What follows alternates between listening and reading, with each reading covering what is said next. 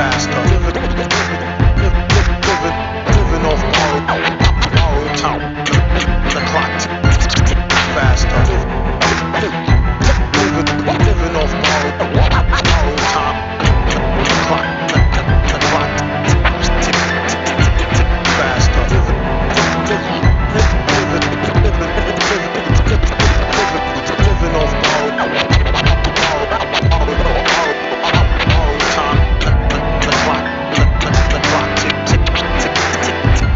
clock tick tick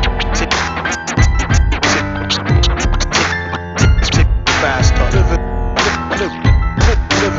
Living off borrowed time. The clock tick faster. Living off borrowed time. The clock tick faster. Living off borrowed time. The clock tick faster. Living off borrowed time. The clock tick faster.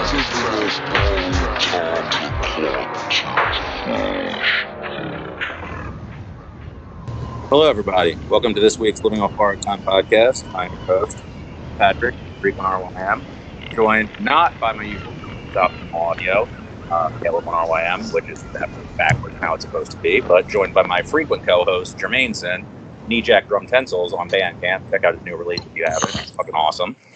Welcome back. What's up?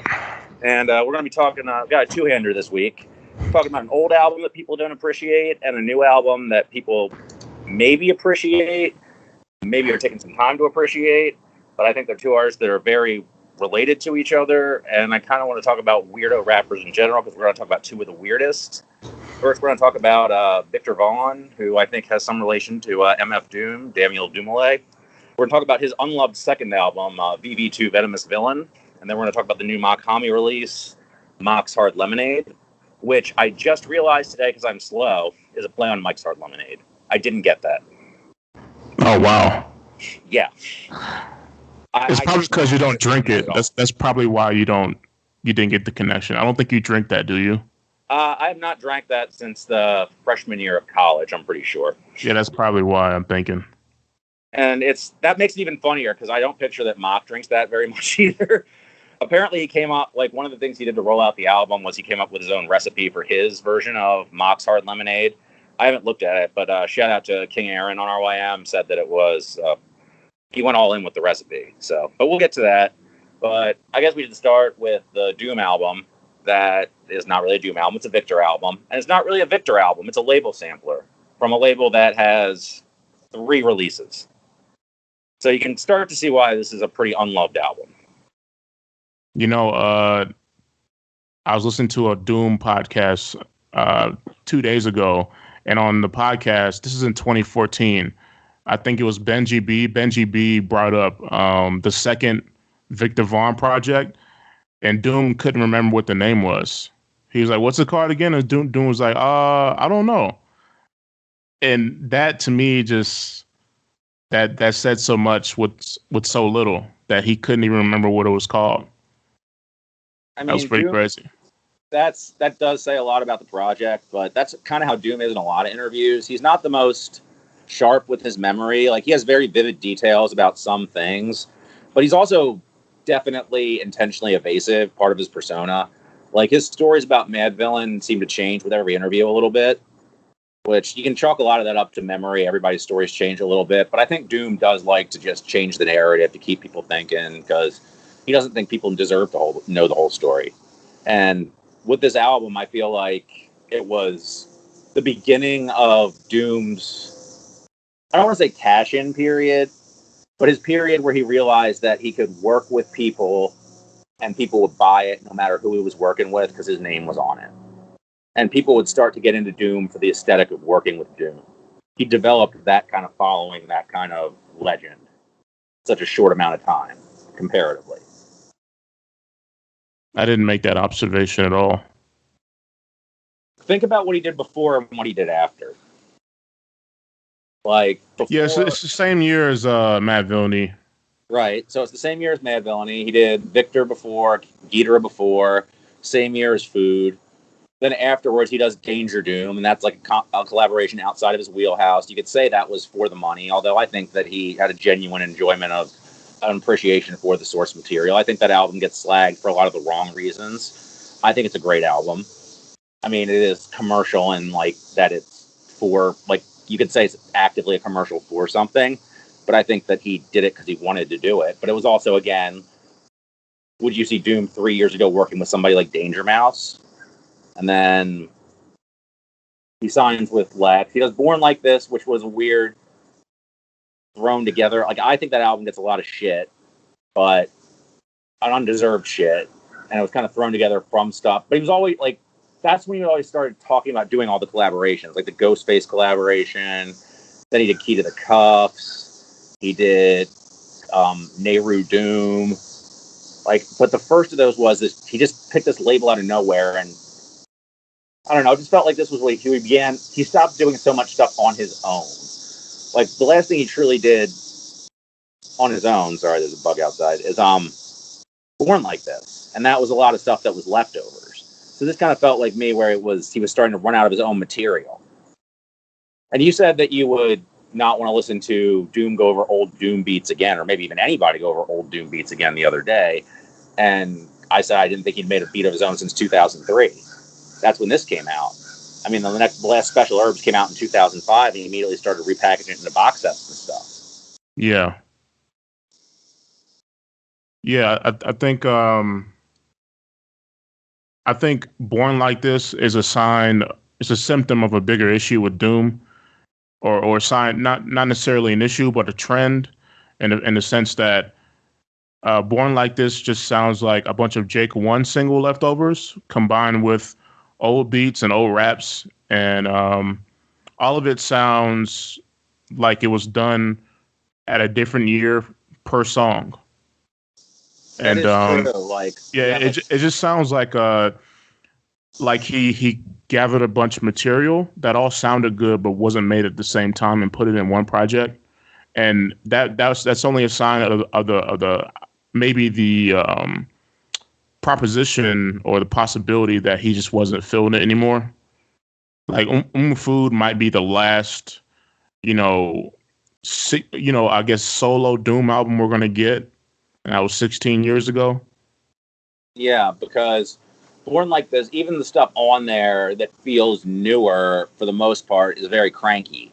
Like, he has one track on there that's funny, it's Batty Boys, where it's like a concept song. It's kind of like Danger Doom almost. He's like riffing on a superhero. But when he's like writing about his own life and stuff, you have like Cells, that's the center of the album with the Bukowski sample at the beginning. Like, the title of the album comes from that. He's super cranky on that.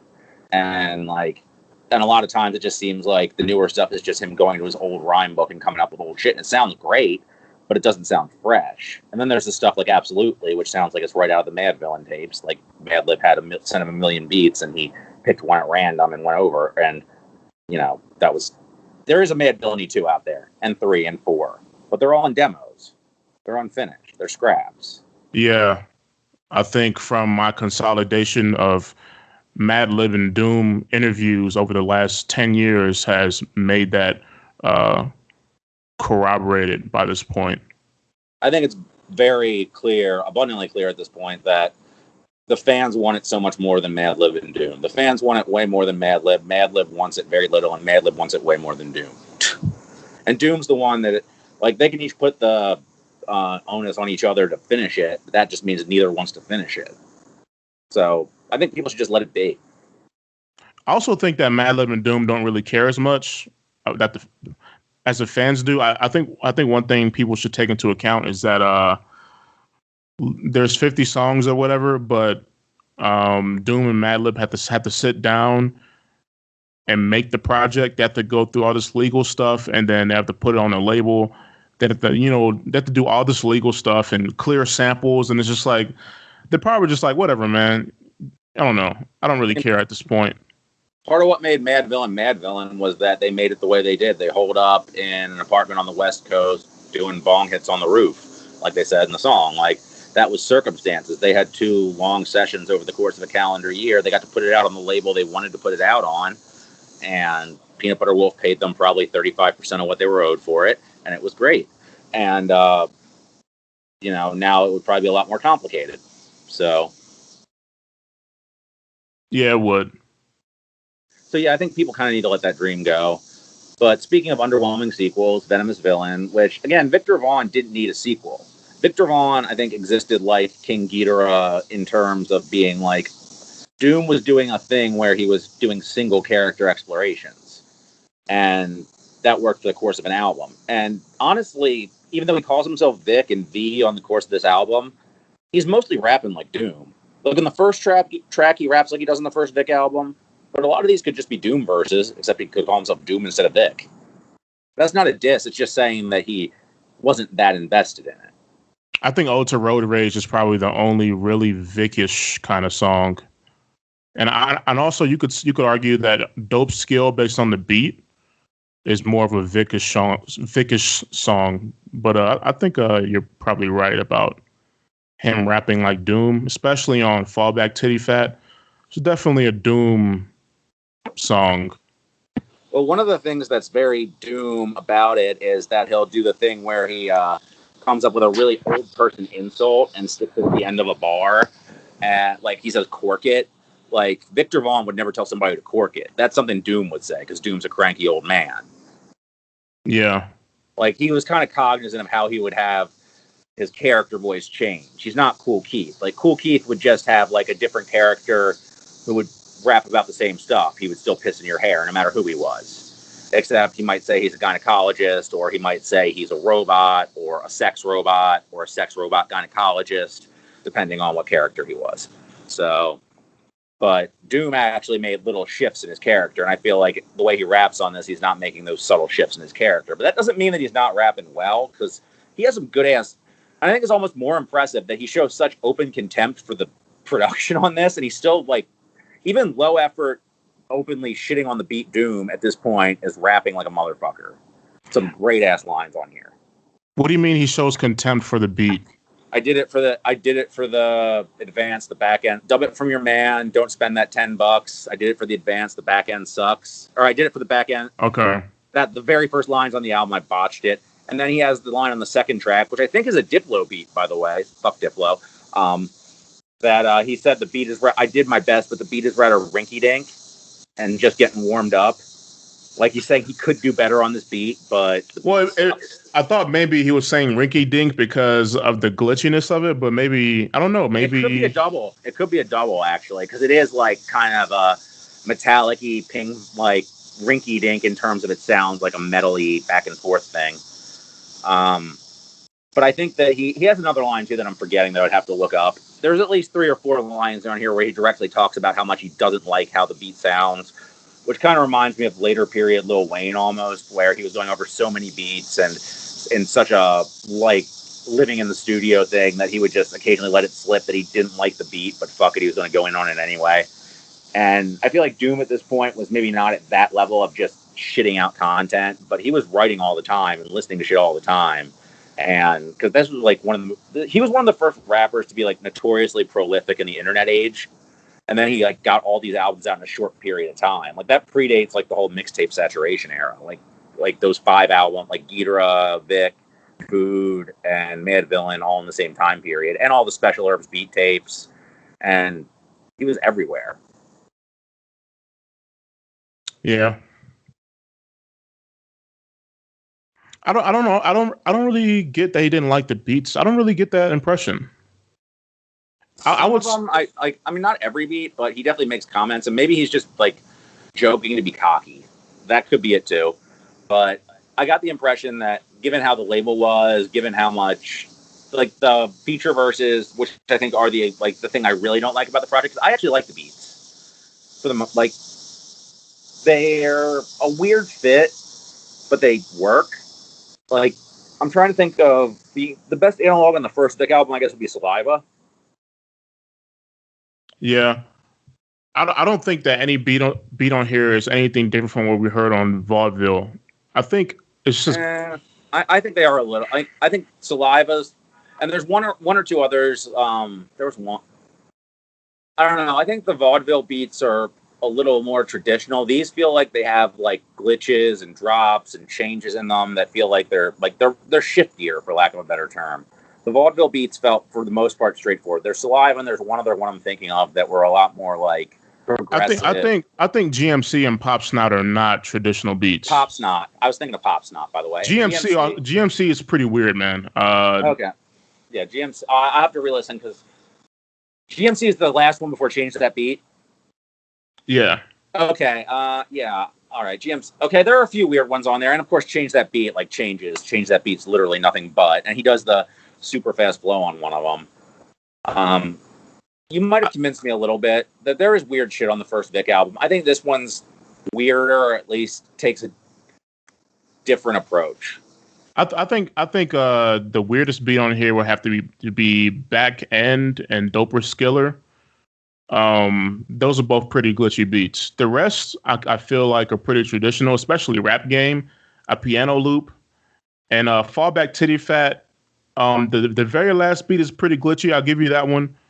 But the Fallback Titty Fat, it has a beat on there where he says there's a beat change, and he says like she wore a thong in her youth. These days she's a bit long in the tooth. That beat is very doomish.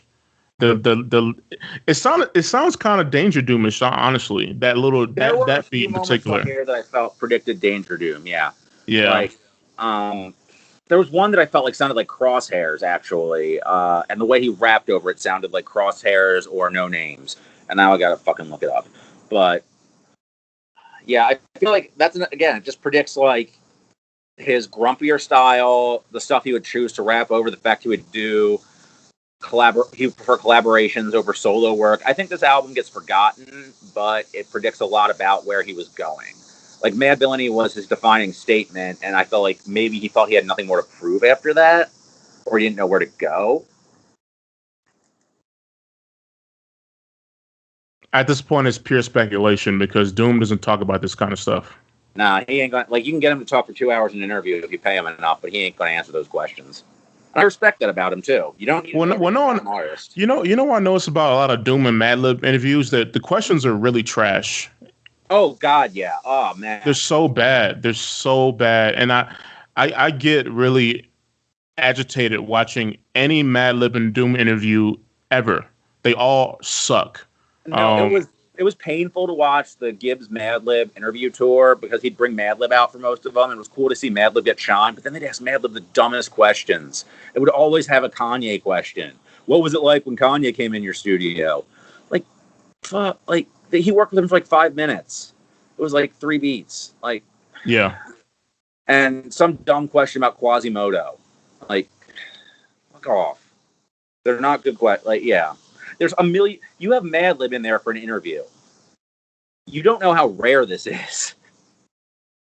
You know, I think it might be nervousness too. I think people are nervous.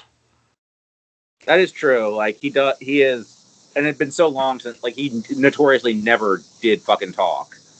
And I don't think people were going into these Gibbs interviews thinking he was going to come out. But yeah, you're right. They are trash questions.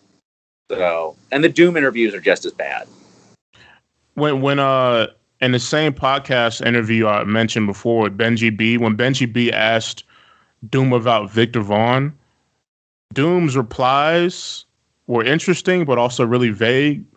But it didn't seem like he was trying to be vague. It just seemed like he didn't really give a fuck that much. He's like, yeah, I did that project. And to him, to us, it's a godly project. To him, it's just him rapping some more, doing some more sick rhymes. And it's just like, this guy is a great rapper, but doesn't really care that much about what he's done for rap, I guess. Right. It's just he threw this off. It was something he thought was cool, and he came up with it, and it sounded good to him, and he moved on. He's in a different place in his life. He has nothing to say about it. I think Madlib and Doom were both like that, though. Like, Madlib will not... He's not interested in talking about the unseen and what it did for rap. He doesn't give a fuck.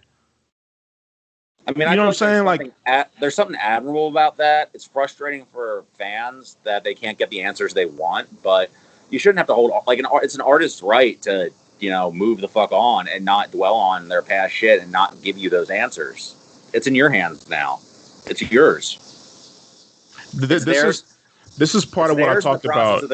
No, I'm sorry. I just wanted to finish my thought. Go ahead. Theirs in the process of their creation, and that's how it is to them. They created it, and then they release it, and then it's yours. So if they want to stick with it and they want to revise it, and we get people get annoyed with people who can't leave their old creations alone. Like think about fucking Star Wars. I don't care about Star Wars, but people got so fucking annoyed George Lucas couldn't leave that shit alone. Think about like artists who just keep revisiting their old shit over and over, how tiresome that gets. And so there's something admirable in just like making Mad Villainy and not wanting to dwell on that, not wanting to make the sequel, not wanting to talk about it, wanting to move on to the next shit. Maybe the next shit is an underwhelming ass MED and Blue album, but at least he's moving on. And he has a million other things too, because he's Madlib. So just let the man live. Yeah. Sorry about cutting you off earlier. I was going to say that I've talked about this before. When you want to talk to a rapper and you're a big fan, there's nothing more awkward and strange about when you go to an artist and you're like, hey, Elucid, you know that one line on Valley of Grace when you said blah, blah, what were you doing when you made that line up? Where did that come from? It's just like, he doesn't really care. Like I care about this line. Clearly, right. I care about this song, but it's just like, dude, don't go up to this dude and ask him about. So on the end of, Great Day, that one little vocal sample you put in there, I found it really interesting. But what gave you that idea? No, I'm not asking you that fucking question. Like it's just pretentious. Like, dude. I mean, first of all, I think there's an element of I want to prove how big of a fan I am to you, so you can pat me on the head and say validation. Oh, totally. Yeah, true. And second, I don't want it to I as a fan, I don't want to have it crushed by being like, oh, that was just some shit. This line could mean everything to me, and for you to say, I don't know, it sounded cool, then that ruins it for me a little bit or a lot. So I'm not going to ask that question. Again, I feel like that's the whole. Let the artist have it for the artist. You can have it for yourself. You don't need to demand something out of the artist to satisfy your own needs. And I think ultimately Mad Villainy 2 is for the fans, not for them. And the artist should make the art for the artist. Yeah, that's all. I agree with all that stuff. And this album's an example of making art because somebody came up to you and said, yo, we like your shit and we'll pay you some money. And, but that doesn't mean it's bad. It just means that it's a weird little side note in a career. And it's a weird little side note that predicts some stuff that I don't think that at the time anybody saw coming, because everybody was just waiting on the next Doom classic. And they got Danger Doom, then they got Silence. But I guess one thing to talk about here is this has the only Doom and Keith collab, I believe. No, there's another one. What's the other one? The other one is called... it's on Feature Magnetic. Superhero or some shit like that. Feature Magnetic. And it's the real Doom Keith collab. It's really good. It's it's on that Keith album on Mellow that's nothing but features. Yeah, that shit's really good. It's the collab everyone wanted. It's a true Keith Doom collab for real. Yeah, and this one is just they were never anywhere near each other. I don't think either knew they'd be on the song with each other. And this album sounds kind of contracty. You just mentioned that he signed a deal or whatever, they paid him money. So in my review of this album, I said that it just sounded like Doom made an EP and then the label wanted him to make it longer, so they made it longer by themselves. So Doom makes an EP and then they do all kinds of acrobatics, all kinds of meticulous strategies to make it fit into a 30-minute time slot. So Doom raps and then interlude, and then Doom raps on a song, and the second half of the song is just the beat, turntables, scratching, and then they put a feature on the song, and then the second half of the beat is still scratching, and then the rap game starts out with features rapping before Doom, and then when Doom finally comes in, his verse is the shortest one, and it just feels like Ode to Road Wage, Dope Skill, Dope Skiller, Bloody Chain, Back End, Fall Back, Titty Fat. It's all fucking amazing. But then everything in between and around it, and then Pop Quiz too. Everything around it is just like the label kind of just sticking their hands in the soup and just doing shit to the soup that Doom had nothing to do with. That's what it sounds like to me. Right. And I guess that's the difference between the industry then and the industry now. I mean, both have their problems, but now I guess if Doom had this material and was in the industry now, I mean, obviously Doom's situation was super unique, but he could have just put out the good shit on Bandcamp and you wouldn't have stuff like all these extraneous skits. You wouldn't have all these weed carrier features, which would the key feature's fine, but it feels like it was pulled out of a box of a million same Cool Keith features. He threatens to defecate on Whack MC 3 times and pee on their coat once. He does this all the time. Again, you want to go to the one on the Mellow album on Feature Magnetic for the good shit. And Israel, there is a weird connection I'll get into in a second that to another album that I think is a interesting footnote in an eccentric rapper's career. But yeah, like in this era, you would just get, I guess, the intro. The intro, actually, it's filler as fuck, and it doesn't need to be 2 minutes. I know how you feel about long skits, but it actually feels Doomish. Like, it feels of a piece of the Viktor Vaughn shit. Like, they use, at least the cartoon samples sound good. Then you'd have Back End, Fallback Titty Fat, Dope Skill, Road Rage, Bloody Chain, and Doom's part on Pop Quiz. Because I think Israel is not a good rapper. He reminds me of, like, a off-brand dude who really liked the Aesop Rock Sage Francis wave in the early 2000s, but thought that they didn't sound raspy or dorky enough. And that's what I get out of his shit. So he takes away from it. He's got that, like, weird fucking, I don't listen to rap, but I like this one or two underground MCs energy that he put out a shitty mixtape that somebody who has bad taste in rap would recommend to you. So I'm not a fan of his. His feature's the worst thing on the album. And Rap Game is definitely just padding on padding on padding with like 8 Doom bars in it. It's like they were good bars too, man. Oh no, they're great bars, but they're like 30 seconds of a 4-minute and 20-second song. So yeah. But that weird connection I wanted to talk about is that if you look at the cover art, the whole style of this, the style of the production, the connection with this guy Israel is connected to a weird Cool Keith album from a few years later called Mr. Nagatco, which very cleverly is Octagon spelled backwards. So it's like a not sequel to Dr. Octagon, where Cool Keith is rapping the slowest he's ever rapped over weird-ass space beats. And it's a bad album that I actually listen to a lot, and I think I like. I totally like it. I don't know. It's a bad album, but I've listened to it more than I should. Like, and I think it's similarly predictive. Like, at that point, Keith decided he was going to do, like, you want characters, I'll give you characters. You want weird production, I'll give you weird production. But he was going to do it in the cheapest way possible. It was, like, lazy pandering, but still weird. Like, still genuinely weird, but he was also being lazy and he was also pandering. So in the way that this predicted shit for Doom's career, that predicted shit for Keith's career. Like, Keith was done doing, like, the weird, like, the genuinely weird shit I want to do. It's, like, weird shit that the fans want me to do so I can sell some records. There's something weird about a rapper who raps on great beats but doesn't care. That's what I get from this album, from Nagatco. I'm just like, why? Keith, I don't know, man. He's all over the place in terms of when he wants to be a good rapper and when he wants to just like exist underneath a beat. I don't really know what his motives are. He's so random. Well, the same time he did Nagatco, he did fucking Project Polaroid, which is awesome. And he tried. And yeah, so that's the problem. That's the problem in itself, is that trial and everything, man. You know what I'm saying? But you know, it is what it is, man. It's I hate saying that.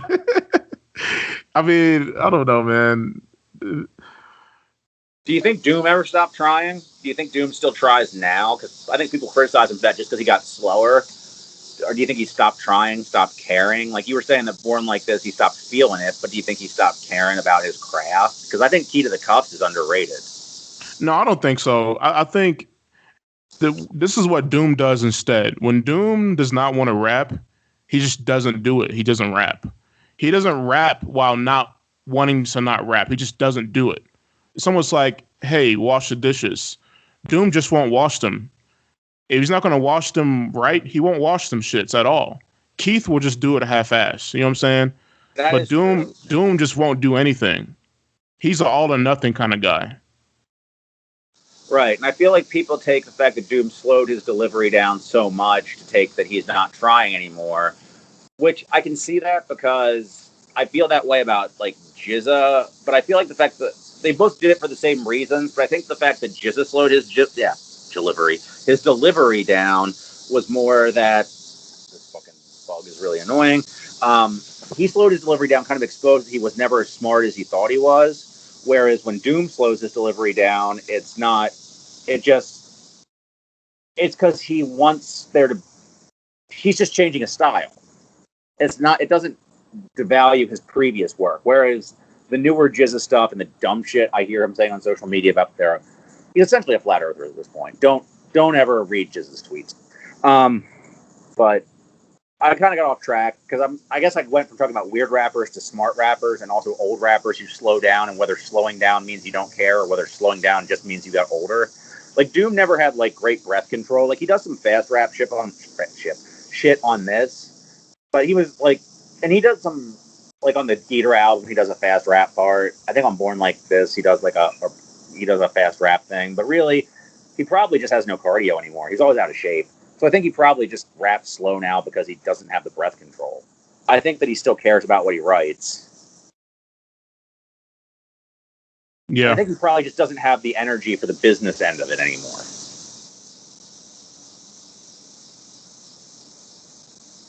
I'm not really sure. I'm not really sure about that. I have no idea. Right. I mean, we don't know. Again, he ain't gonna say shit. We don't know. We speculate.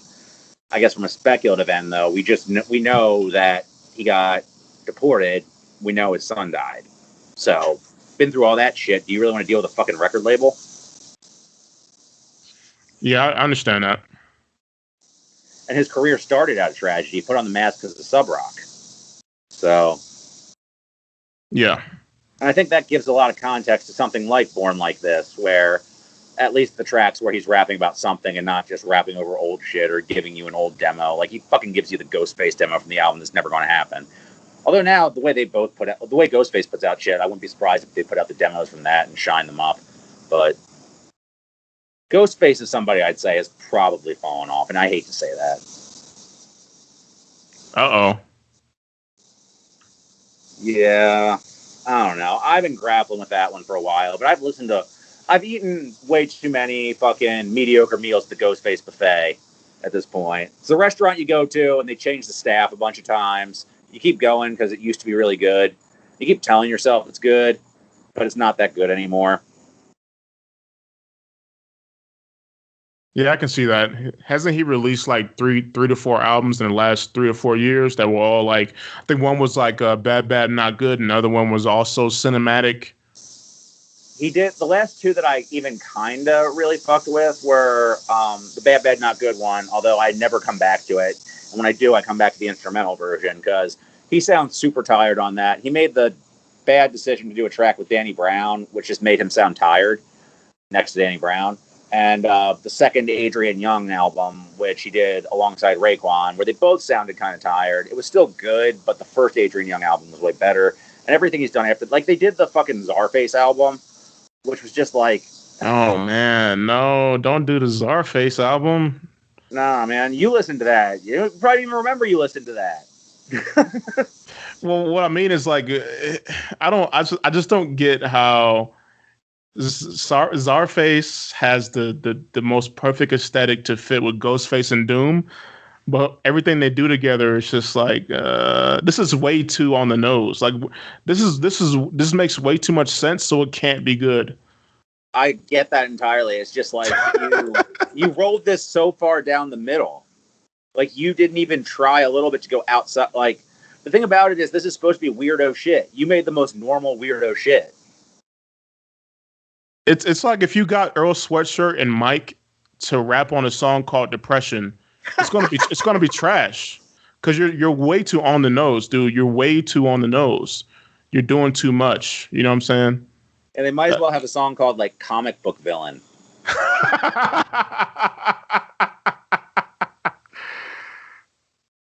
you gotta get all the way the fuck out of here with that shit, man. Not you. I'm just talking about. No, I'm just saying it's it's so primary colors, man. Come on, man. You can't do that. You can't make a song called The Mask and put Doom on that shit. Like, just chill, man. Like, you know what it is. I mean, Danger Doom got away with it because it was supposed to be a cartoon, and like that leaned into it, and it was the first time I feel like an album had done that, and Doom was way more inspired then. You're not going to get like a 75% inspired Doom and just give him these rap about comic books. Now rap about aliens. Now rap about old TV shows over these beats that sample, you know, like an old wrestling thing. Or like, I don't know, like it's just it's fan service. It's like fan service that doesn't pretend to be anything other than fan service. It's lazy. Fucking lazy.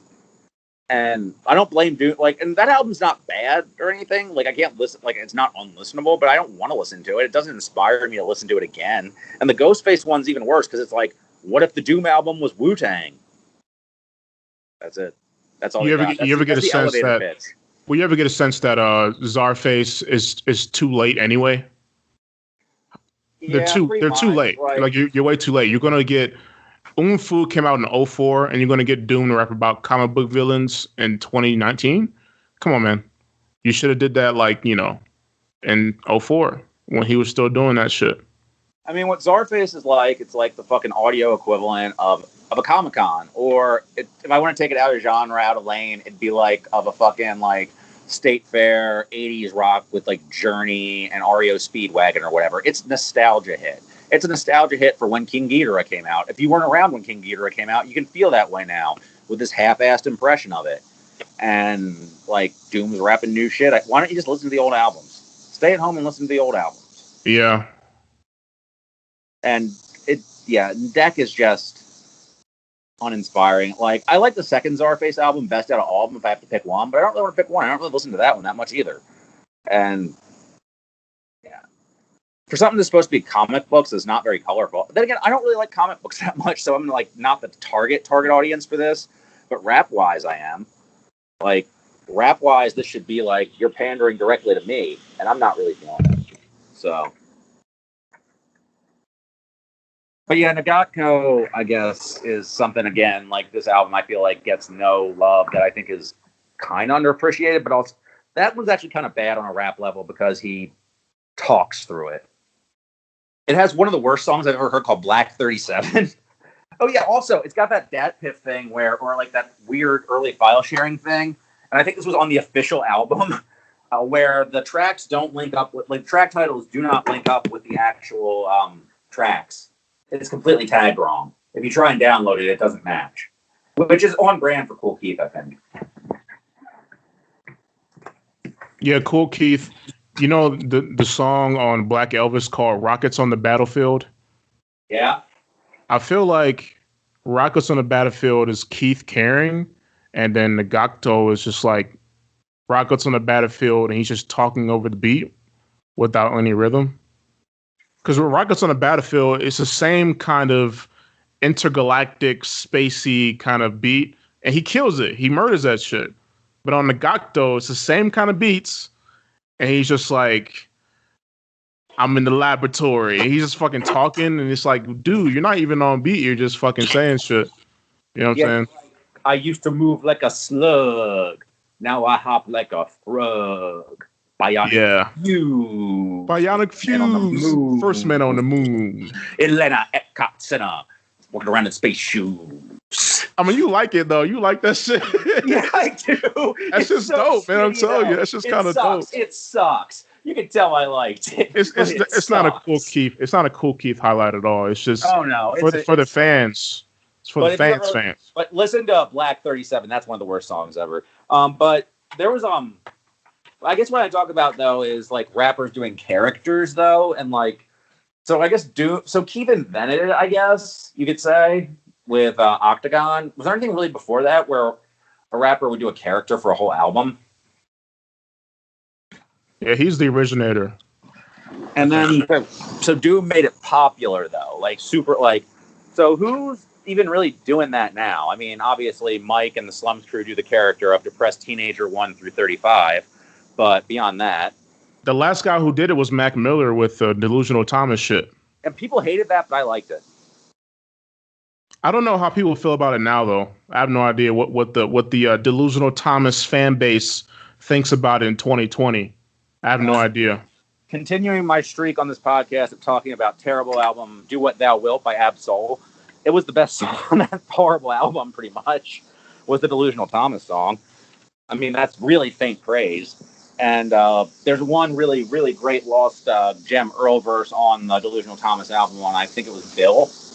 Yeah, Bill. Or was it featuring Bill?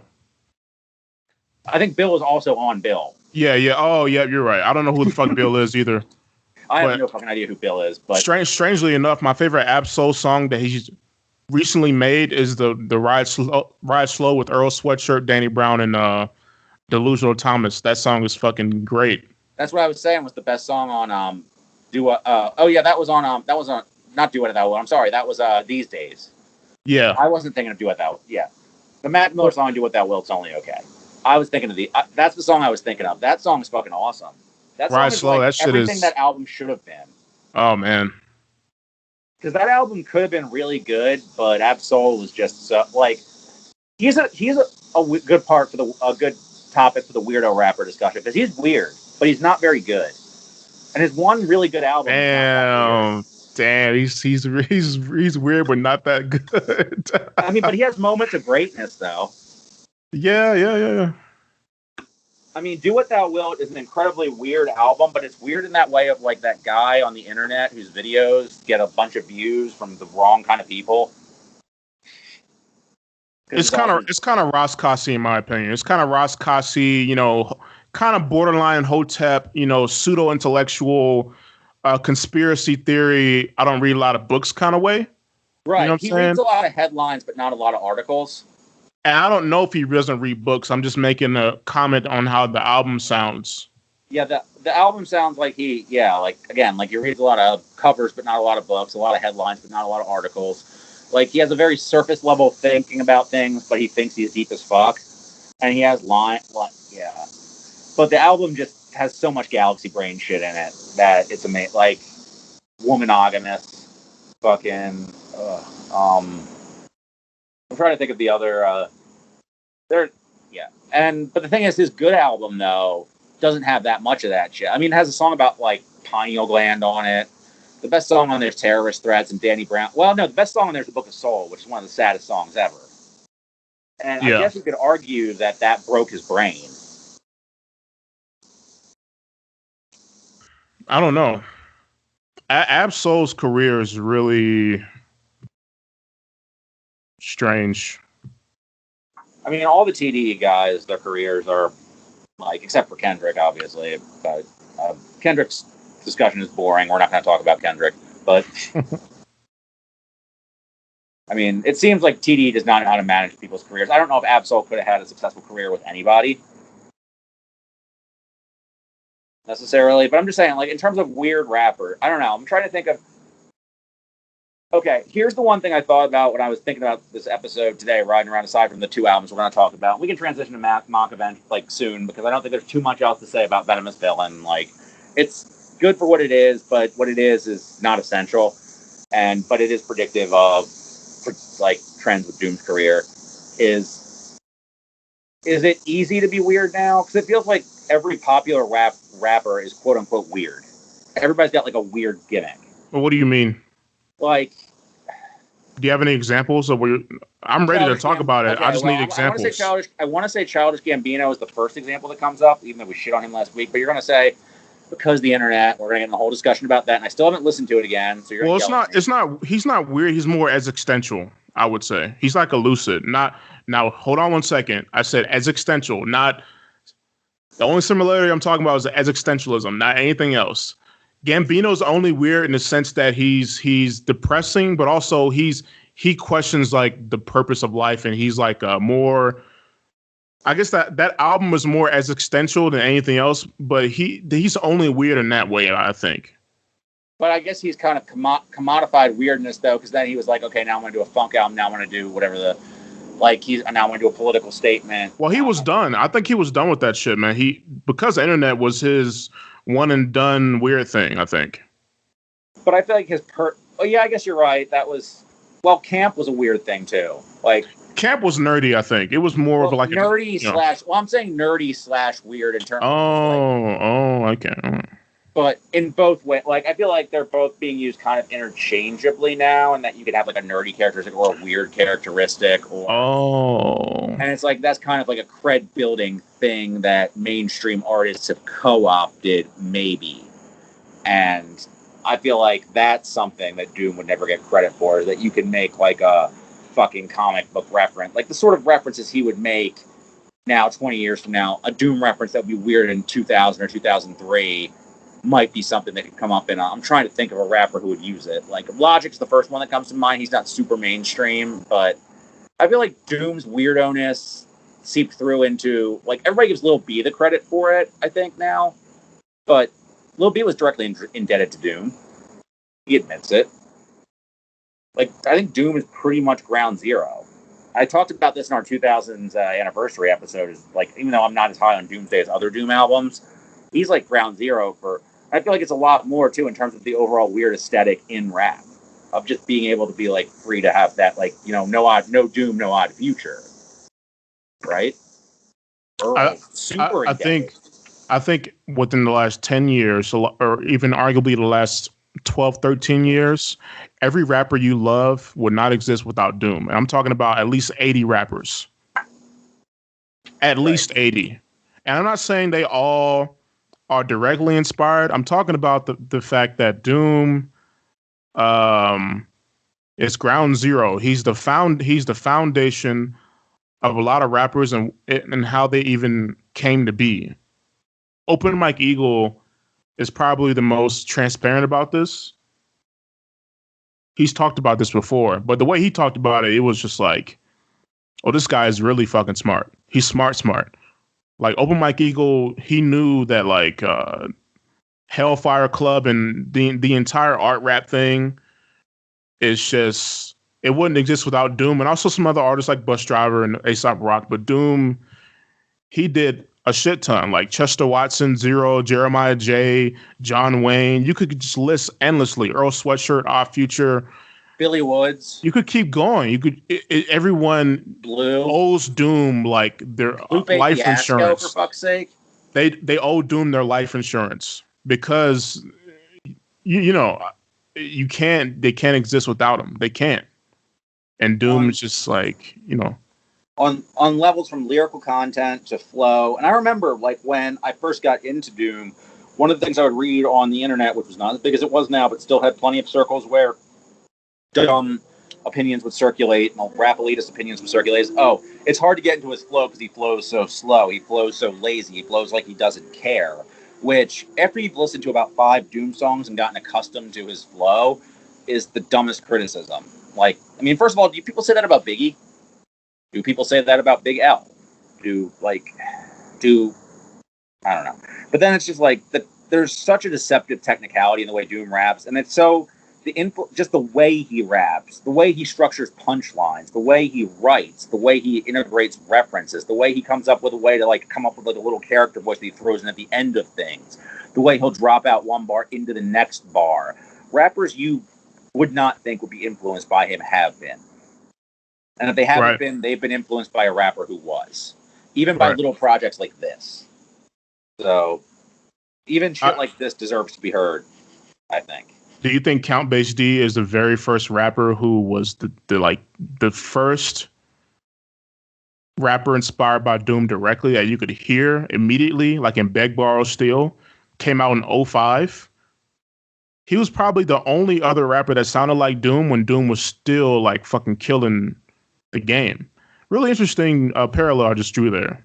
Well, the weird thing about Count Bass is that he is he's both influenced by Doom because he switched his style up around Beg, Borrow, Steal and Dwight Spitz and Act Your Waist Size. That's like a classic trilogy, by the way. If you haven't heard that, man, Act Your Waist Style is like, it's like Doom in Atlanta. That's what it sounds like, Doom in Atlanta. Yeah, if you have not heard Beg, Borrow, Steal is a top 20 rap release of all time. Fuck out of here if you don't agree with that.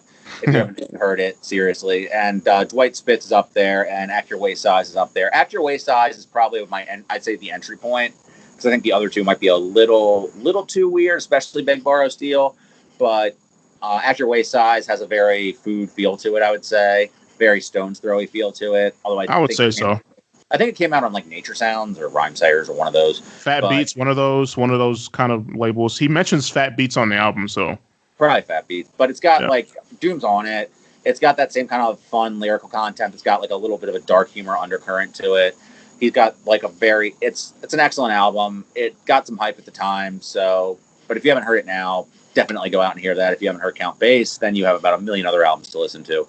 But the thing about Count Bass is that he was a contemporary too, because he put out Art for Sale in '95 or '96. Yeah, he was already. So Dwight Spitz, I believe, was around the time he met Doom, and his rapping on Dwight Spitz is pretty good, and it doesn't sound like Doom at all. Not really. No, and he raps over some weird ass shit like Sanctuary on that. Like, he was already weird at that point. Yeah, but then he integrates a lot of the Doom punchline style. Like, I think one of the things that Open Mike Eagle took from Doom was the punchline. Like, is most evident, I think, on both unapologetic art rap and dark comedy. I think are the two where it's most evident, is that he takes the punchline rap style. I mean, dark comedy especially, because he has, like, on the title track and on Dark Comedy Late Show, which is a Lucy that came afterwards, he's literally telling jokes.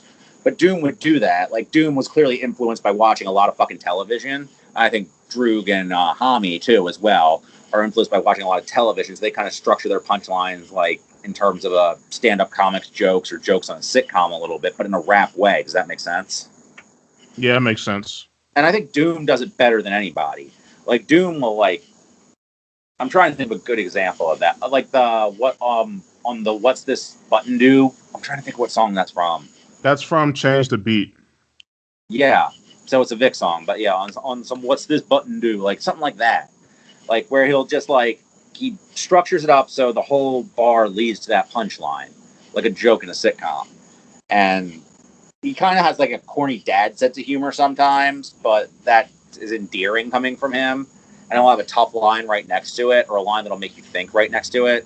Count Bass shares that with him. I think Mike Eagle's a direct descendant of that, like wise behind his years. Like Mike Eagle's like the internet age version of those guys, although Count Bass adapted well to being on the internet. Doom doesn't care about the internet, so. Yeah, I think on the same song he says, "Good googly moogly, see that loogie." Yeah, we'll keep it on the DL Hughley. I think that entire sequence doesn't make really any sense. If I don't think I could see anyone else saying that on a beat, even now in 2020. I think Homeboy Sandman will get close, but you can't duplicate that kind of creativity. It's so raw, you know. Doom had a way of, and I think he came, obviously, Mad Villain, my favorite album of all time, has a way of, like, he would have songs like that, where he would do Meat Grinder, and then he would do Strange Ways, like, on the same album, where it'd be, like, one thing where he could do free associative borderline nonsense that somehow makes perfect sense and sounds dope as fuck the way it comes out, and then he does Strange Ways, and then he does Fancy Clown, which fucking references Viktor Vaughn, where he's like building up this whole intra-universe of characters that are just in his own notebook. And the song is amazing. And it's under a minute and a half. And it covers a whole narrative that spans over multiple albums and multiple characters all in his own head. Like, what the fuck is this dude on? He can do the Biggie Smalls shit. He's definitely, you can tell he's really a New York rapper. He can do the Biggie Smalls direct storytelling type shit. Oh, no. I mean, I think a good example of that is it's one of the most New York tracks ever is Con Carne, where he, the Sub Rock tribute on Food. Oh, yeah. That's like directly like in your face. There's no doubles on that. There's just like directly referencing stories from his life, talking about his brother. Yeah. He only mentions his name at the very end. I dedicate this to Sub Rock, the hip hop Hendrix. Over that great fucking little skittery drum that sounds like the card, but maybe it's a sample of like card shuffling. God, I love that fucking song. Yeah. Everybody owes Doom their career. So shut the fuck up about how Doom is washed. Doom ain't washed. Because Doom has done good shit as recently as the shit on the Muggs album recently, the shit with Westside recently. Like even the Euro Droog features. Yeah, the Droog features are really good. He has two. He has two features that came out like a year ago. Exactly. And we can't let this go without talking about one of our favorite little motherfuckers. Yeah, I don't. Dobry must be a really good homie of Doom because them Dobby tracks, he brings it out of him. I wonder if Doom heard the beat and he was like, okay, because the beat is really super pre-fused 73-ish. Right. And he's worked with him too. He's done a song with everybody. God Yeah, damn. he did a song with the Herbalizer, fucking that UK trip hop group. That shit is classic, man. That's a so it's like little motherfuckers, it ain't nothing, and like Bells of Doom, like all these one-off songs, Quite Buttery, they're all like that's how you make a Doom song that's not a Doom song. You don't make a song called the Metal Mask and put Doom on it. You make a beat for Doom, and he's like, oh, this shit's fire. And then he's like, little motherfuckers is like, that shit is it's so good. Every bar, ouch. What rhymes with gout? It's just like, what? Like challenge him, give him something he can have fun with, or give him something he can like be menacing over. Like I feel like that's why he liked the mug shit. Like I think Death Wish with Gibbs is. I wonder if Gibbs did that Doom shit did the mugs thing before or after he made those comments about being so much nicer than Doom. You know what? I think Gibbs has an idea of what the Doom fan base is like, and he was just purely trolling. I think you're right. I don't think he believed anything he said. Oh no, I think he was just talking shit. I think they thought it was hilarious. Him and Madlib probably were just. I bet he probably said something to Madlib like, "Yo, I'm gonna piss off these nerds." Yeah, pretty much. So, and even like Gibbs, like I think that Doom made it okay for somebody like Gibbs to work with Madlib and have like Gibbs isn't weird at all, but Mad Villainy made Madlib a producer that somebody like Gibbs could work with. Right. Made that lane exist essentially. I think Madlib working with Dilla made people know that he could be a friendly. You can tame Madlib to sound like more Soul Aquarian, Tribe Called Quest, Soul Sample, commonish kind of Kanye, Little Brotherish, Ninth Wonderish. You can get a Ninth Wonderish kind of Madlib. He can do that all day. I think him working with Dilla made that known. Like when Dilla worked with Madlib, people were like, "Oh, Madlib can do the normal shit." All right. So I think after doing that, and then also doing the what do you call it? The beat conductors, people understood that he wasn't just a weirdo. He could still do the traditional shit. The beat conductors are amazing because they balance those. Like you get like the bangers and you get the weird like.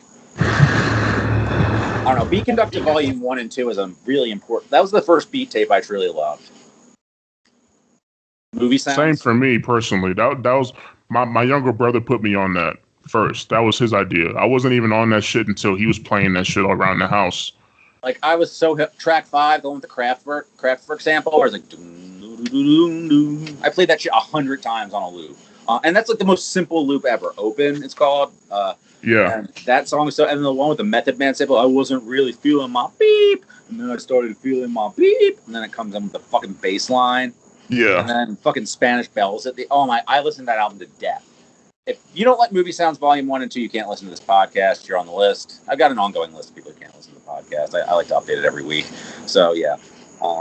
Apparently most of those were from the Mad Villain sessions, and a lot of them are better than beats on Mad Villainy. So well, the Bill Cosby Suite is the album where he can do the traditional soul shit. Bill Cosby Suite is all the fucking, you know what I'm saying? He can do it. So Gibbs was like, versus Dill Withers is amazing too, because Dill Withers is so much weirder too. Like, and together, like they make like, but Dill Cosby is, oh man, that Movie Sounds is my first favorite. Dill Cosby is my second. Dill Withers is probably my third out of the beat conductors. So. India Volume 4 is underrated. I did not like India Volume 3. I bought it on CD the day it came out, and I remember India Volume 3 being like, this is boring. Volume 4, I like. It's boring. No, Volume 3, like, I've come around a little on it. Diction, sorry, Diction, I gotta say. He likes that shit. But it's like, Volume 3 felt like the most, like, basic loops he could have done with it. Volume 4 has some weirder shit on it, though. I feel like that's the way it is with the beat conductors, is that he has the weirder shit on the second half. I think one of the best beat conductors. That's not really a beat conductor. Is the history of the loop digger for sure. Oh yeah, that I wasn't counting that. That's that can kick shit, boy. That's can kick. You know what I'm saying? The dirty drums. Yeah, man. That's that shit. That's so. And then you get the bonus disc, like the fucking Lord Quaz and Dudley Perkins freestyles. Some good shit on there, man. The Crave Digger's Palace, the really old Quasimodo shit, the old Lupac shit. That shit was crazy, man. He was good from the jump. Him and Can Kick were both good from the jump. Shout out to Can Kick, of course, source of our closing theme music. And yeah, that's, I mean, I can't say enough good shit about. But yeah, you wouldn't have, like, if Doom didn't break out, you wouldn't have had Mad Villain. Like, Madlib would have gotten notoriety. Like, Stone Throw existed before that. Like, Stone Throw existed in 96. But, like, yeah, Doom is responsible for Madlib being able to be Madlib now and have the exposure that he does and the freedom that he does to make the music that he does. Or that we have to hear it at least. Because he'd make the music no matter what. But yeah. And he made some music that was ripped off without pay by a rare artist named Mach Hommy, who charged a shitload of money for it and called it rare art, but somehow got away with it. Wait, what are you talking about? He ripped off without asking. We talking about? Oh no, he had Dollar Menu 3. Didn't he charge a shit ton of money for that? And he had like all like old Jack Beats on it. Really? They're Jack Beats? I didn't know they were Jack Beats. I'm pretty sure they were. Yeah, like Madlib. Like he definitely did that in the past. He did the Chris Crack shit, but like he actually was charging those rare art prices for it. I don't have the producer credits for this album. But I'm pretty sure that's what I mean, like, obviously the Knowledge shit was legit, the Earl shit was legit, but I think, like, his early, like, one of the Dollar Menus he didn't, like, I'm pretty sure the Madlib shit was not from Madlib. Like, I don't think they were, like, in contact. And he was charging, like, you know, those fucking Mach Hommy prices for it. Interesting. Which I think kind of supports your theory about him being kind of a dick. But, however, I don't know. Well, what I was saying, I can articulate what I was saying before in Soulseek. So I feel like the reason why Billy Woods hiding his face doesn't really bother me as much as Mach Hommy is because Billy Woods, that's the only thing that's really like, okay, whatever. I can give him a pass on that. I don't really care.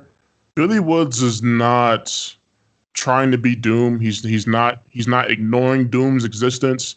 He's not trying to gas himself up.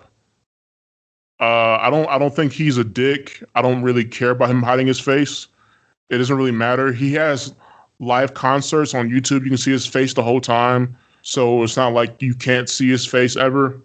But Mach Hommy, it just seems like Mach Hommy is draking MF Doom. I feel like he's culture vulturing Doom's aesthetic and then capitalizing on it with monetary gain, and it's slimy to me. He's kind of a slime ball, and I feel like calling Mach Hommy a slime ball is more insulting than calling him a dickhead, because a slime ball, that's a very particular word to use for a person. He's kind of a slime ball, man. I don't know. I don't really like that shit.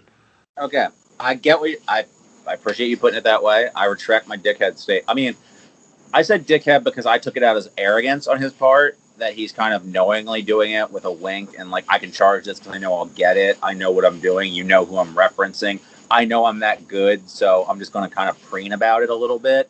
But I see what you're saying in that he's taking other people's work. He's wholesale jacking other people's aesthetics because he doesn't have his own ideas. He's pretending like they're his own, and he's charging obscene prices. He's getting money off of it. He has a title deal.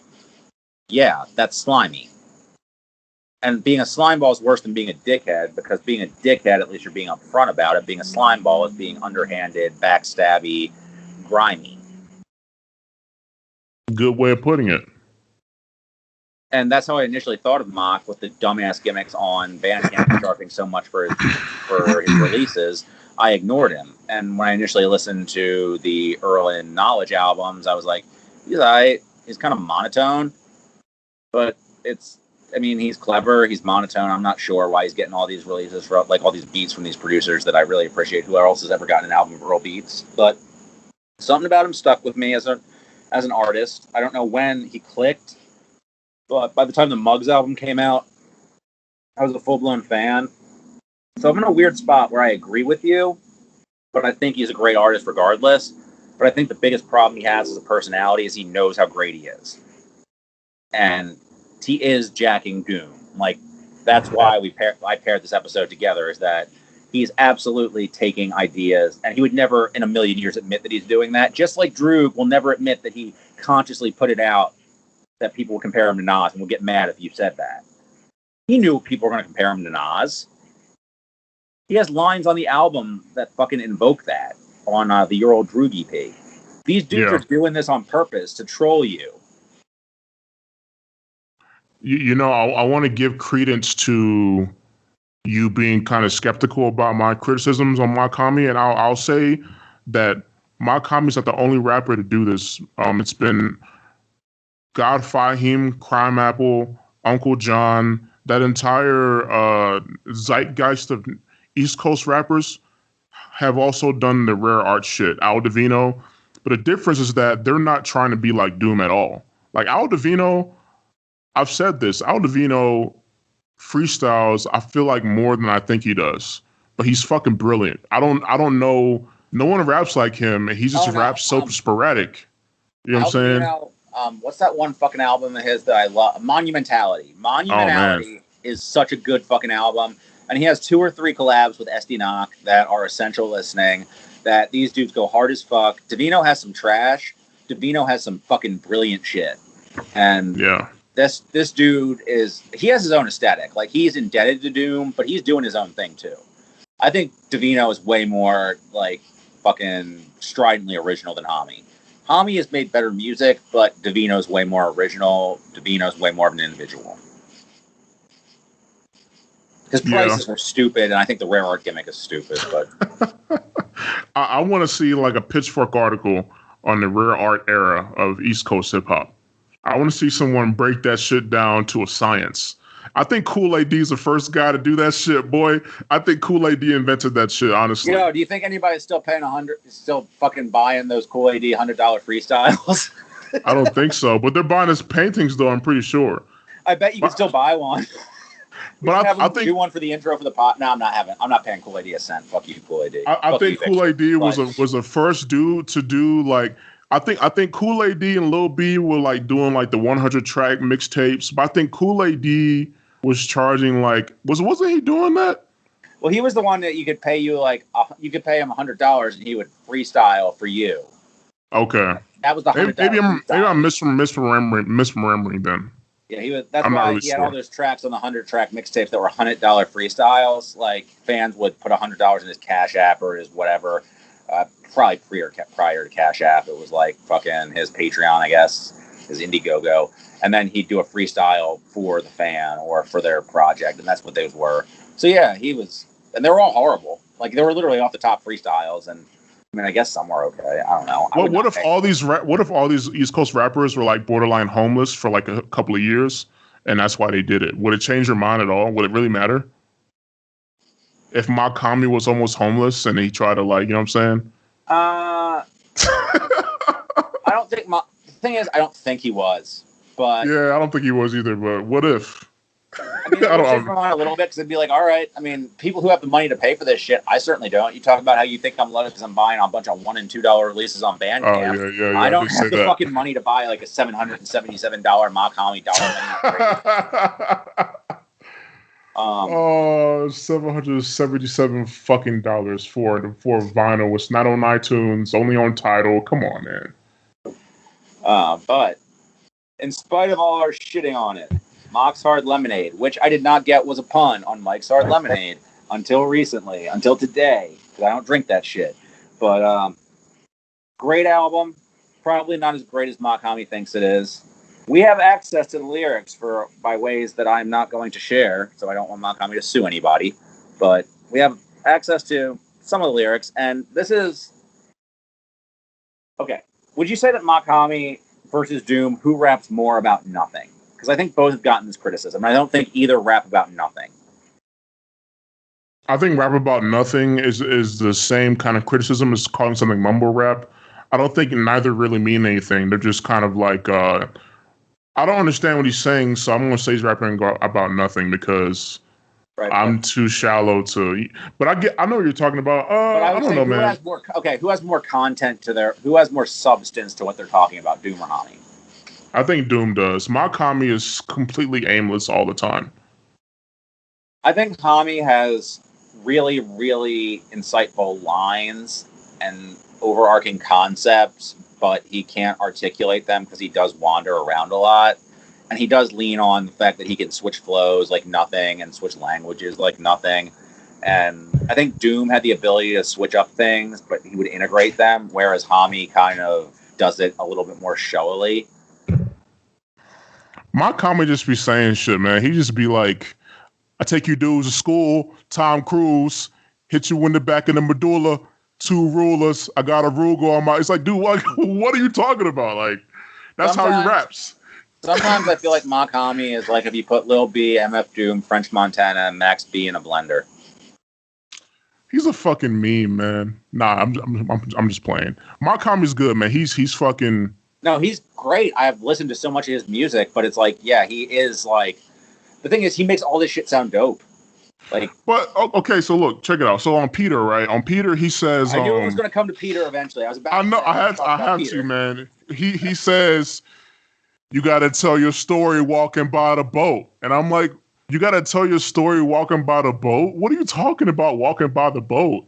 Like he'll say that stuff, but he'll say like, word to Kung Fu Kenny, I knew this earth was kind of small. I know what he's talking about right there. But I think the tell your story walking by the boat is actually a double reference because on it's either Triumph for Daytona 500, Capodanna says vocabulary Donna talking, tell your story walking, and then I think Peter is supposed to be a reference to like Peter, like the disciple of Jesus, who was a fisherman. Oh, are you fucking kidding me? You're making me sound stupid right now, man. You're making me sound like an idiot. I mean, you know what he does, man. Like on Dollar Menu, that's what I'm saying. Is he could do this shit. He could do this shit, and that's what makes him so good. Like that's why I'm like, I'm not paying $111 for 5 minutes of music, but you're still fucking good. And he made people wait for 23 minutes of music on Mock's Hard Lemonade, and one track's a remix of an already released track, and one track's a skit. But I think the content on this album is really the reason I asked about who says more about what is that I think that his concepts on this are really tight. I don't think he rambles too much on this. No, probably not. So the first song has a verse that he did on a phone call on one of Droog's albums. Right, on It Wasn't Even Close, which was the first time he really linked up with Droog. Droog did 3 albums in a year ago, I guess, where it wasn't even close, Transportation and the Jewelry. And yeah, so Mach produced all those. So I think that was like kind of, they mutually influenced each other. Like he made Droog even more of an asshole, and Droog made him even better of a rapper. So I guess it's a 2-way street. Sorry, I'm looking for it in our secret document here. Shout out to our secret source. Oh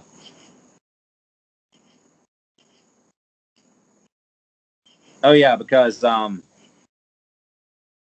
that's so Doom. Right away, Doom. Like Daddy's fingers playing Spanish guitar, cannonball. All the swimmers get splashed, quick, fast dog. All they did is get crashed, glitter, get yap, mask off. All they feelings get dragged, whiplash. Drummer, drumming, raw adrenaline dash.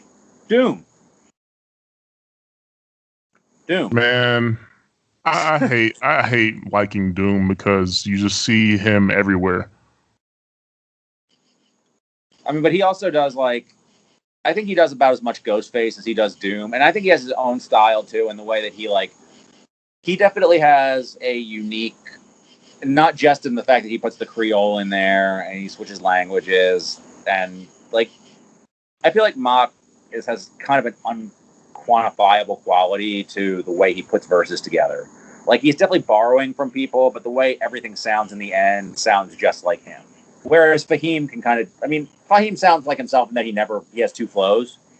But other than that, he does sound like a bunch of other rappers. Whereas I hear a Mach verse, I can point to where he's influenced by other rappers, but at the end of the day, I hate that phrase, he sounds like Mach. Like, that's always definitively a Mach verse. I wouldn't mistake it for anybody else. Yeah. he borrows without being a biter, but he does it in a way that still seems like his business practices make it sketchy, and his attitude towards it makes it sketchy. But the way he raps, he's not biting. No, he doesn't. He doesn't rap like he's copying. Yeah, that's very true. I noticed that on the Poor House song with Drew, he raps more aggressive by a lot. Oh yeah, I love that song. Is that one of those Nicholas Craven beats that doesn't sound like a Nicholas Craven beat? No, it's Preservation. Yeah, Preservation's had a good year. Yeah, Droog and Mach on tracks together are amazing. They have really great pass-off chemistry, really great energy. Definitely the most energetic track on here. I think probably their best track together. They have a really good track on the Preservation album from this year. It was Nothing But Net with Earl. Was that? Yeah, that was Mach and Drew too. That's probably my favorite track with them together. If you've heard that, that's an Earl beat. Oh, it's an Earl beat. I gotta. Nothing But Net, Mach and Drew. That's my favorite track of theirs together. Okay. They got a nice song on Kill 'Em All too. Apollon's Wheels. I like that song. Yeah, they just have naturally complementary styles with each other. Earl, speaking of Earl, he trolls you by giving his only beat on here to a skit.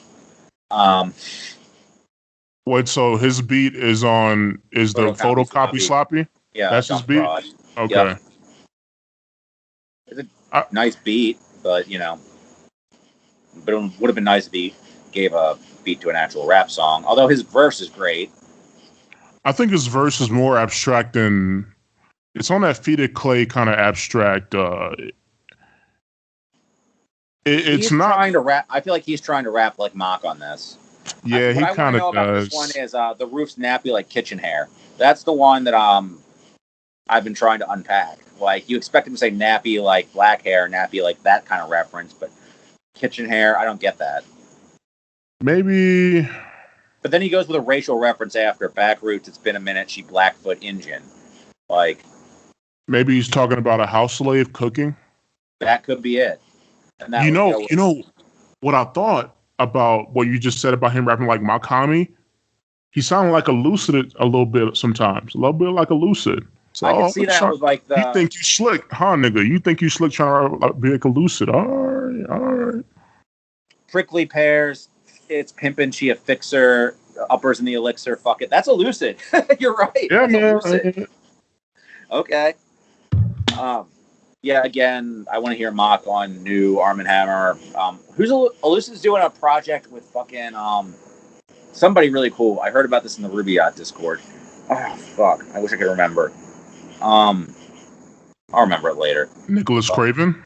No, not Nicholas Craven. It's somebody like more abstract that I wouldn't have thought about him doing a project with. Like they're not a rap producer. Oh. Yeah, they're either jazz or electronic. And apparently the project's been completed, according to some tweet that they... Yeah, I need to... Hang on. I'll look it up later. Yeah, he has like a whole finished project with somebody that like is supposed to come out this year that's not a rap producer, I'm pretty sure. Okay. I know I just took you way off track here, but the Fahim feature on here is one of my favorite Fahim verses. Really kills it. I personally thought it was a super good feature, honestly. I thought it was really good. Yeah, like Fahim's hit and miss. Again, a whole project to him can get pretty tiresome because he doesn't vary his flow very much. He's great on this. One of the best things I heard about Fahim, I don't know if I quoted this on the show before, was somebody at Passion the Weiss said that no matter what you want to say about the God Fahim, you're going to get the best possible J. Cole album every 3 months with the best beats that J. Cole would never think to get. And because that's pretty much it. He comes up with conscious shit, that type of shit that Cole would rap about in the sort of like monotonous way that Cole raps, but way better. And not as insufferable, and not without the crossover shit. Interesting. Because, Fahim used to do, like, he still will occasionally do the doot, dump on you, shoot on you shit, but for the most part, he's like a dropping jewels conscious guy now. So. And his production keeps getting better. What did he produce on here? Last track, I think. Yeah, NJ Ultra. He produced the last track. Okay. Pretty weird for him. But again, like he does more, like he used to just be really good at jazz loops and basic kind of sounds like mid-90s Mobb Deep, Havoc, and/or Alchemist type stuff. Now he's getting better at like jazz. Now he's getting better at like weird, like left field, like drumless stuff almost.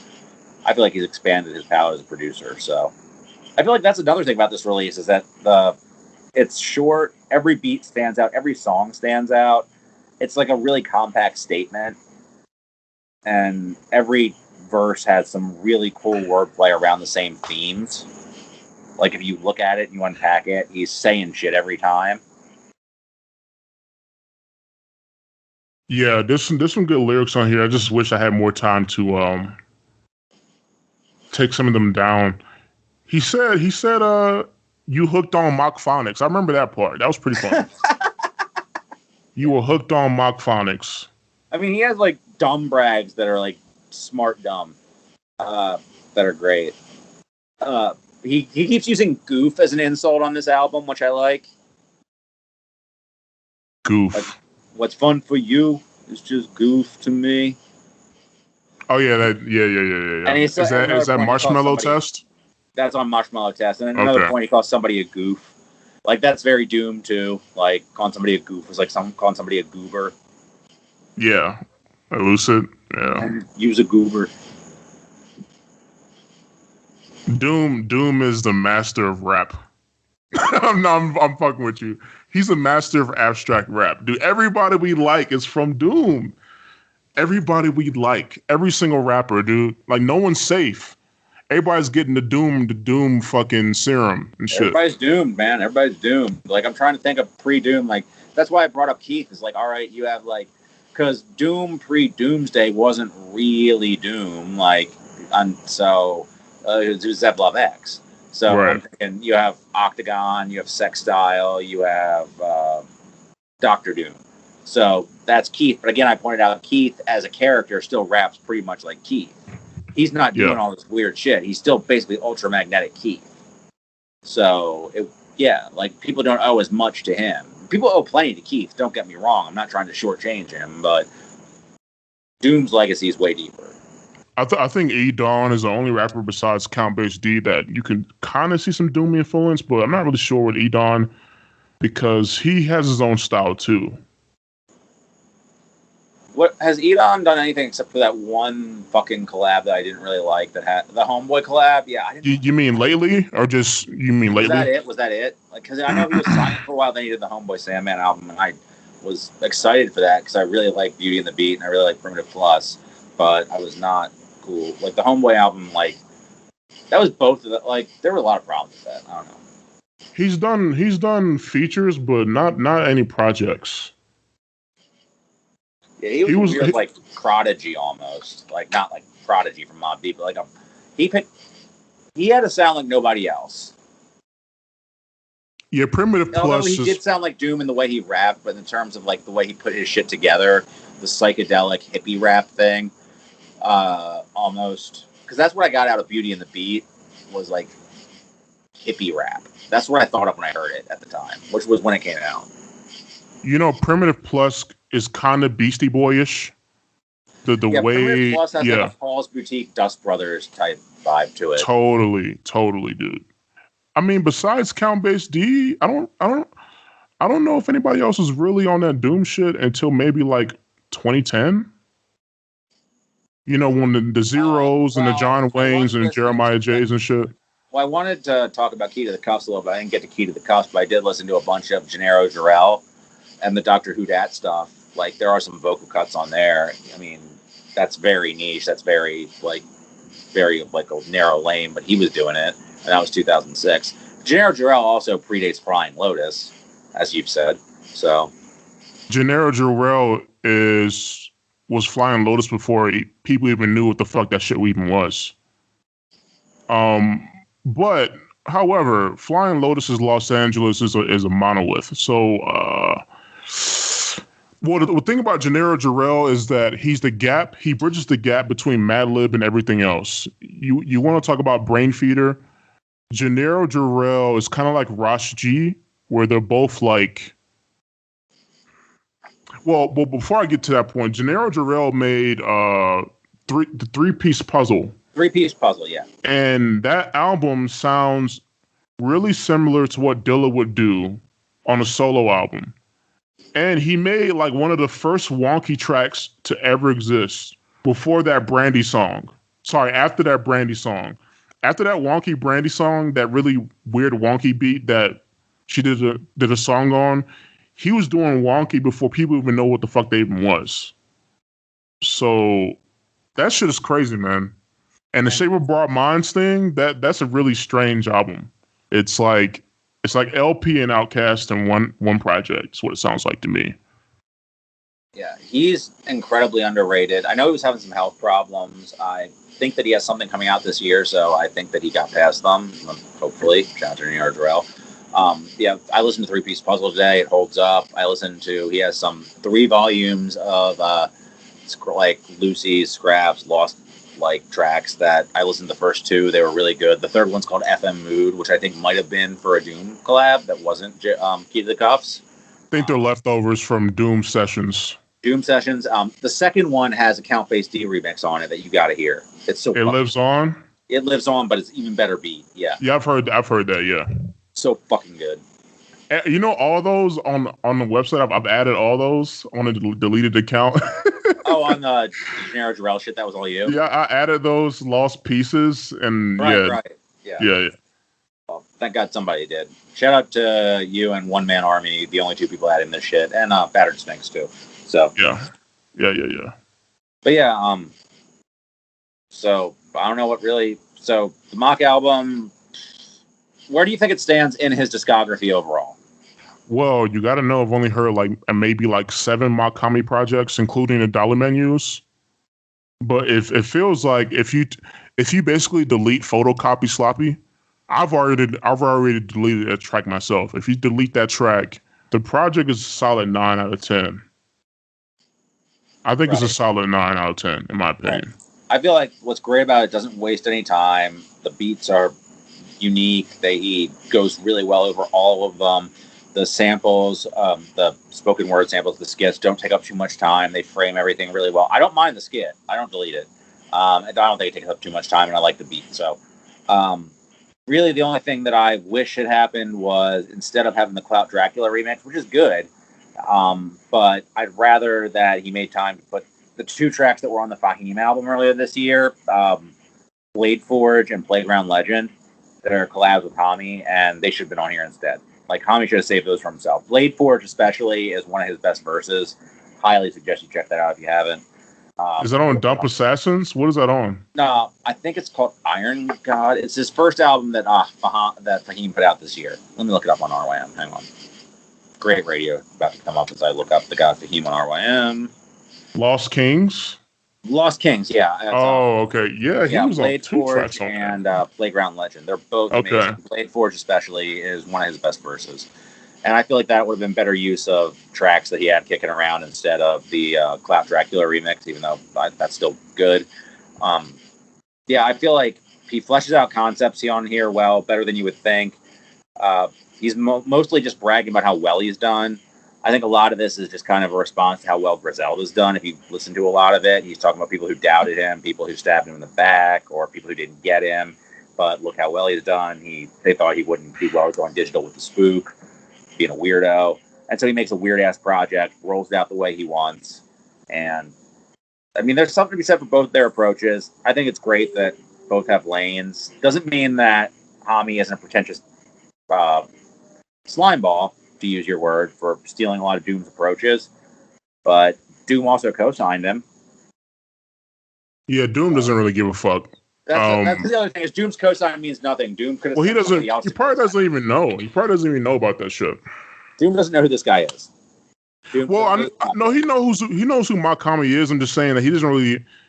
He's not online ever, right? So I mean, and that's probably to his credit that Doom predicted all this shit, made all this style, and doesn't care about it and doesn't interact with it, and still has such an influence on it. Wow. You know, I was going to say that if you were going to choose sides, if you're going to choose a Mach Hommy or Griselda side, Griselda is about to be done. Besides Benny, Conway and Westside Gunn are both going to be done this year. They're done. That's it. And Mach Hommy's going to live on. All right, I was about to wrap. They're retiring, dude. I was about to wrap this one. You said they're retiring? Yeah, Conway said this is the last project, and Rappers Gunn always say they're retiring. That's like, okay. We talked about this on the show previously. B.O.B. retired. J. Cole retired. Lupe Fiasco retired. Wale retired. A lot of these rappers should have retired, by the way. Jay-Z retired. Jay-Z retired. Cam retired. Logic retired. Logic retired. Stay retired, by the way, Logic. Shout out to Logic. Stay retired. Go out on top, my friend. Yeah. So I don't but you that. know, like, I think you're right that Mach will probably have a longer lasting influence than West Side or Conway. Even though I think they're great at what they do, and they've certainly won me over. Benny, I think, is so good at what he does that he's going to be looked at like Pusha is, and in terms of like being the master example of that genre, of being the best at what he does. Oh, and by the way, Kai and Rock Marciano also Doom Lights. How? Rock, well, they're not Doom Lights, but they're inspired. Rock, yes. Kai, I'm going to need you to show your work on Kai. You show my work. I said show my work. Yeah, I'm going to need to see your work. So, all right, nigga. Degree pedigree. That's fucking Doom shit, dog. That's totally Doom. The Knight's Gambit, it's all Doom. They know it's about that's Doom, bro. Like the way Kai raps, his fucking, samurai shit. That's all Doom, bro. Doom did that shit a long time ago, bro. Knight's Gambit, I'll give you. I give you Knight's Gambit. I don't think recent Kai shit is. I think Kai pretty. Not recent, no. But I think Kai's biggest influence overall was like Jizza and Master Killa and Guru. I think those were his three biggest influences. But I see the Doom on Knight's Gambit. That's one that when I think about it, and maybe Yenlo, a little bit on Yenlo because he's doing a character thing on Yenlo. Yeah. I see it more. I'm sorry I asked you to show your work. This ain't high school. This ain't algebra. Well, I think you're right on the Wu-Tang thing more than Doom. Like if you were to, see influences, I'll definitely see Wu-Tang more than Doom. But yeah, Doom's definitely in there somewhere. Right. And Rock, of course. Like I think both in the way Rock produces and the way Rock is like I was talking about how Doom could do the menacing stuff, like he did it with Muggs, and how he made Gibbs okay to do the shit, like Madlib and Gibbs cool to work with each other, and that normalized, I guess. Rock is like the ultimate pushing the envelope of doing Doom in that lane. Because he'll do Doom punchlines as like an I'm going to shoot you fucking gangster character. Rock is kind of like, who is Rock like? Rock is kind of like Count Bass D in the sense that Rock truly has his own style. And again, Rock's been around forever like Count Bass was. He knows the industry. He knows who to work with. He knows his aesthetic. You could give Rock credit on the whole Dump God, Bandcamp, New York niggas era. I would agree. He's the father of that shit. But once again, that comes from Doom still. So even though Doom still gets credit, Rock Marciano has more direct influence for Mach Hommy, The Godfather, him, Crime Apple, Uncle John, Camouflage Monk, Sauce Heist, all them dudes. That entire fucking structure, that shit is Rock Marciano all day. You know what I'm saying? Flea God, Flea Lord, Flea Lord, Ito, fucking, Flea Deity. You said Flea God, Flea God. But I get what you're saying, basically. You know what I'm saying? And that got me thinking, though, because Rock has been around since like 2003. How cognizant do you think like the big New York dudes were of Doom at the time? Because at the very least, Ghost was. Ghost wasn't a huge New York dude, but Cam was rhyming weird as fuck. So follow me on this. My argument has always been that Ghost influenced Cam and Cam influenced Wayne. Wayne influenced Thug. Is Doom the ground zero for all of this? Well, you could only, if you want to make that argument, I would say Doom's influence didn't really start until Matt Villain dropped. because that was like, the because weirdo you shit that I'm talking about is like Ghost Supreme Clientele was probably weirder than Doomsday. But it wasn't nerdier, but it was weirder. Supreme Clientele came out in 2000. They both came out. Well, no, Doomsday came out in 99. Clientele came out in 2000. So I don't. But do you think that had any influence on Ghost? I don't think so. I don't think Ghost knew or cared who Doom was until like 2005. You know, there's a possibility that Zevlov X was known before Doom was. So it might have been just like, well, I know who KMD is. Right, but I mean, I struggle to remember how he rapped on the KMD shit. He wasn't rapping like he rapped more like Doomsday. I know he didn't rap like Doom. Like I know it was more like Doomsday. Doomsday rapping is more akin to KMD rapping than anything else. Right, like Doomsday is like somewhere in between. It wasn't until like Ghidorah that it really got fully formed to be like Doom rapping. I think it's really Mad Villainy was when, like, I think songs like Meat Grinder and Figaro are like. Well, yeah, okay. Meat Grinder is like a prototypical. Yeah, he's not doing like the couplets where he can go from nonsense to lucidity on Ghidorah. But I think that something like Phasers has that punchline. Yeah, I can see that. But Phasers is a lot like Dead Ben, and Dead Ben is on Doomsday. So Phasers, I mean, Dead Ben and Phasers are really similar songs, and they're like 5 years apart. That is true. Phasers does have some like he been something since Sigmund the Sea Creature been on Saturday Feature. Pleased to meet you, and to put you in a deep sleeper. That's a little bit more unique than Dead Ben, I think. You know, like that's just fucking weird. Like see ya. Yeah, I mean, you said Cameron, Lil Wayne, and Ghostface. Yeah, I feel like that's the weird rap evolution was from Ghost being super weird on Supreme Clientele, and to a lesser extent, Bulletproof Wallace, Pretty Tony, and he got acclaim for it. He didn't really break out. Cam would do kind of the same sort. He would rap the same way, but he would make it more palatable. He'd be like funnier in a more direct way. He would use a lot of the same tactics on Come Home With Me, Purple Haze. And then Wayne would, working with Dipset, take that style and make it completely commercial and be weird as fuck and blow up bigger than any of them.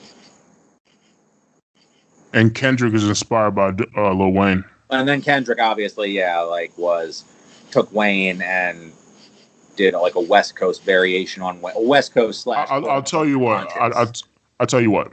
Okay, MF Doom is a nuclear bomb, and the radiation and the fallout left after the bomb exploded is just doom all over rap. Doom's radiation is still like in people's bloodstream and in their food. You can't get rid of him. Like he exploded on the rap game, and the nuclear fallout following is all of his influence. And unfortunately, we need food, so we're still. But yeah, and I think it's pretty telling that if you listen to the intro music of this podcast, you will know that we are living off borrowed time, and that comes from the best album of all time, Mad Villainy by MF Doom. So great having you on, Jurmainson. Check out Jurmainson on Bandcamp. Wyatt will provide the appropriate links in the description, and our outro music is by Can Kick, Stagnated Pace. We will see you next week. It ain't gonna never stop. It ain't gonna never stop. It ain't gonna never stop. It ain't gonna never stop. It ain't gonna never stop. It ain't gonna never stop. It ain't gonna never stop.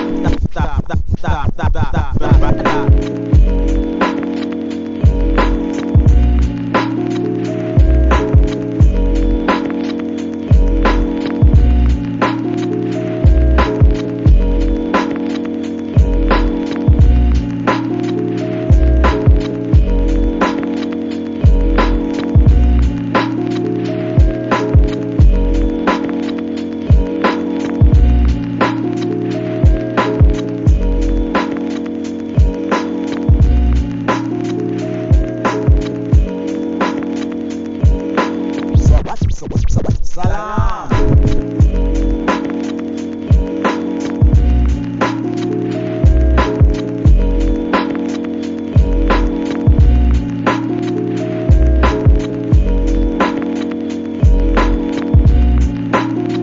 Time will tell.